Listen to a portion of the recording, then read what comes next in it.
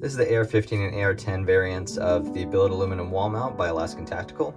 Right here we have the AR-10 and the AR-15, and then the mounting screws and wall anchors that come with them.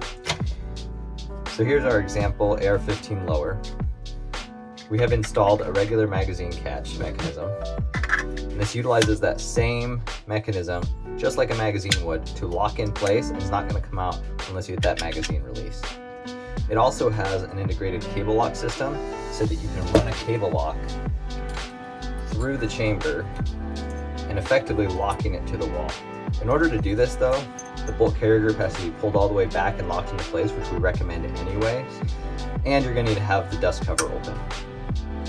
Both the AR-15 and AR-10 platforms mount exactly the same. When referring to an AR-10, there is no actual true mil-spec standard.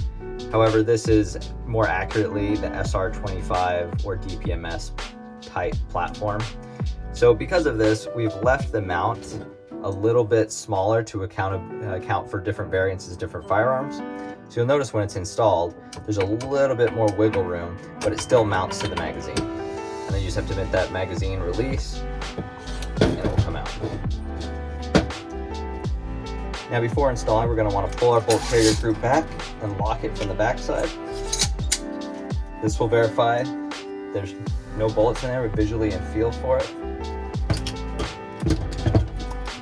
You're never going to want to mount your firearm with a bullet chamber.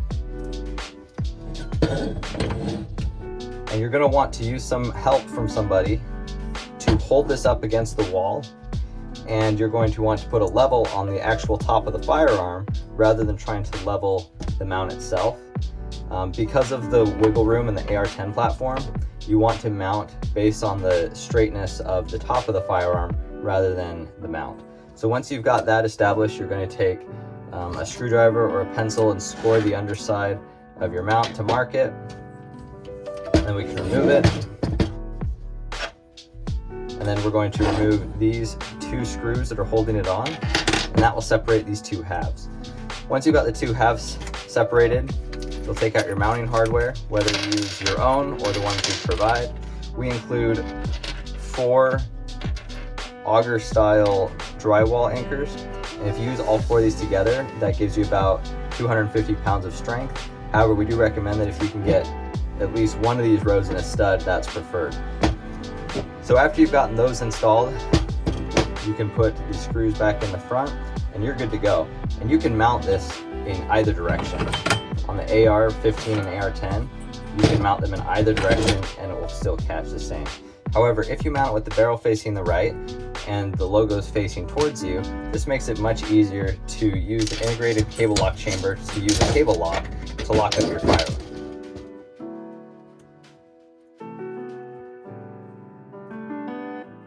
Both the AR-10 and the AR-15 mounts are designed to be used with Magpul magazines, or PMag as they're commonly known.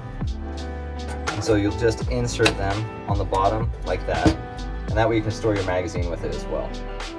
Now do keep in mind that this is inverted, so your bolts are going to be facing the bottom at this point. For the AR-15 variant, it's the same thing. Depending on which generation of Magpul magazine you use, it may be a little tighter, it may be a little looser. This is the M2, so the second generation. And you'll notice that it's a lot looser, whereas the M3s are a lot tighter. So depending on what your application, you may want to pick a certain magazine for that use.